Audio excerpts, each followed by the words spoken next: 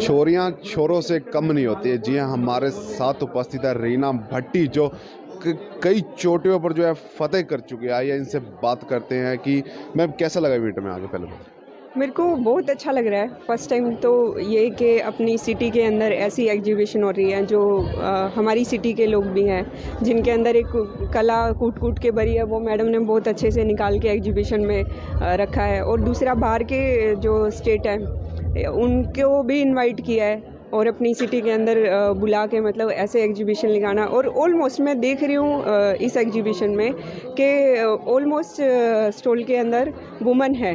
तो मैडम ने बहुत अच्छा काम किया है कि वुमेन एम्पावरमेंट पे इतना अच्छा काम करे हो। और बीइंग ए गर्ल और हर स्टॉल पे अगर लेडी देख रही हो तो मेरे अंदर और भी एनर्जी मिल रही है उस चीज़ के लिए। कई चोटियों को फतेह किया है और कई रिकॉर्ड भी बनाए हैं, तो अब आप अगली कौन सी चोटी को जो फतेह करने वाले? मैं दुनिया की सबसे ऊंची चोटी माउंट एवरेस्ट पे 23 में जा रही हूँ और वहाँ भी मैं कोशिश करूँगी कि अपने देश के नाम एक और रिकॉर्ड कायम कर सकूँ। और 15 अगस्त को जब हर घर तिरंगा चल रहा था तो मेरा अंदर से ये हो रहा था कि जब हम अपने देश में हर घर तिरंगा कैंपेन चला रहे हैं तो क्यों ना दूसरे देश में भी ये कैंपेन शुरू किया जाए। तो माउंट एवरेस्ट को मैंने दोनों साइड से फतेह किया और मैं पहली भारतीय नारी भी बनी। और उसके बाद हर घर तिरंगा को सेलिब्रेट भी किया, तो वो मेरे लिए बेस्ट मोमेंट था कि एटलीस्ट मैं मतलब एज ए स्पोर्ट्स पर्सन मुझे लग रहा था कि शायद मैं अपने देश के लिए कुछ कर पाऊँ। जैसे कई रिकॉर्ड भी बनाए, जैसे दक्षिण अफ्रीका में भी आपने बनाया 5 दिन में चोटी को फतेह भी किया। अब जैसे अब चोटी को फतेह करने जाते हैं, क्या एक मन में कोई डर भी होता है क्या? डर तो नहीं होता। जब अगर आप कोई डर भी लेके चलोगे तो फिर आप कुछ कर नहीं पाओगे, क्योंकि आपने कभी कोट्स पढ़ा होगा तो रिस्क के साथ में ही आपको चलना पड़ता है ना। तो ओबियसली अगर आप ज़िंदगी में रिस्क नहीं ले सकते किसी भी चीज़ का तो आप कुछ हासिल नहीं कर सकते।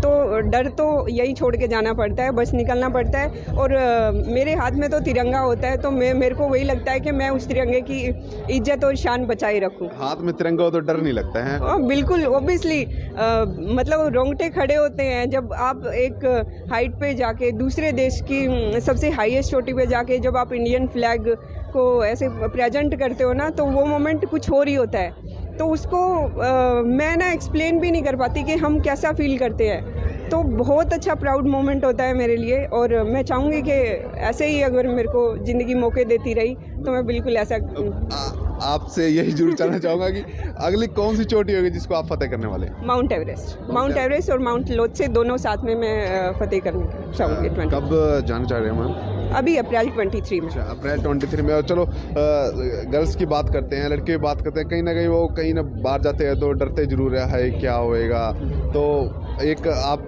प्रेरणा भी हो उनके लिए। मैंने जब स्टार्ट किया था तो मेरे अंदर भी डर था, फिर धीरे धीरे पता चला जब हाइट पे जाते हो, क्रेवासीज को क्रॉस करते हो और वो उस मोमेंट को जीने के लिए आप मतलब इतना स्ट्रगल भी कर रहे हो चीज़ों को लेके। तो मैं ये कहना चाहूँगी कि डर कुछ भी नहीं है। डर सिर्फ हमारे माइंड का एक थॉट है।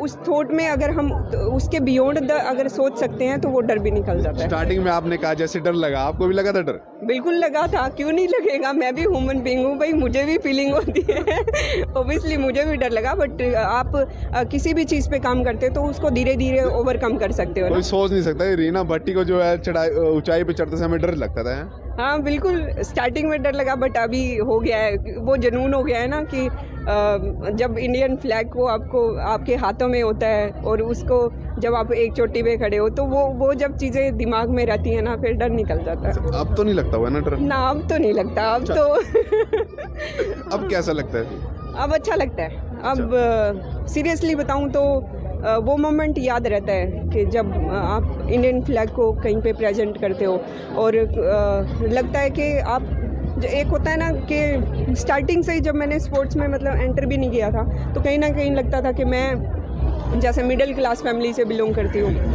तो हम 4 भाई बहन हैं, तो मुझे लगता था कि मैं कुछ अलग करूँ।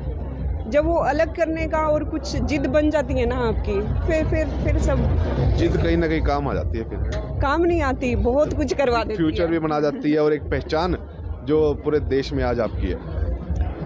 मैं ये भी नहीं कहना चाहूँगी कि मेरी पहचान बन गई है, ये समझो कि शुरुआत है। हर कोई जानता है आपको आज के टाइम में। सर ये आपका है ना प्यार है और बड़े लोगों का आशीर्वाद है, कि मेरी जर्नी अभी स्टार्ट हुई है, तो मैं चाहूँगी कि अपने देश के लिए कुछ ऐसा करके जाऊँ ताकि मेरे जैसी बहुत सारी ऐसी लड़कियां हैं जिनको कुछ सीखने को मिले और उनके लिए मैं कुछ कर पाऊँ। जैसा अभी आपने कहा कि अभी जर्नी स्टार्ट हुई है, मतलब ये तो ट्रेलर है, पिक्चर अभी बाकी है। बिल्कुल।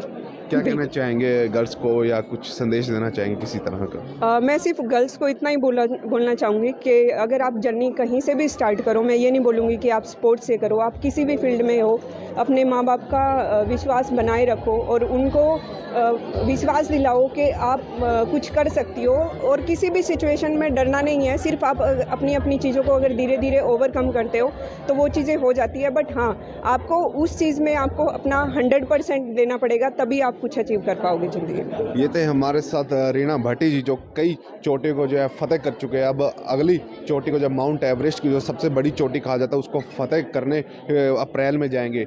कैसा लगा इंटरव्यू और कैसी लगी बातचीत, कमेंट बॉक्स में जरूर बताएं। देखते रहिए आसान एक्सप्रेस में, आकाश हिस्सा।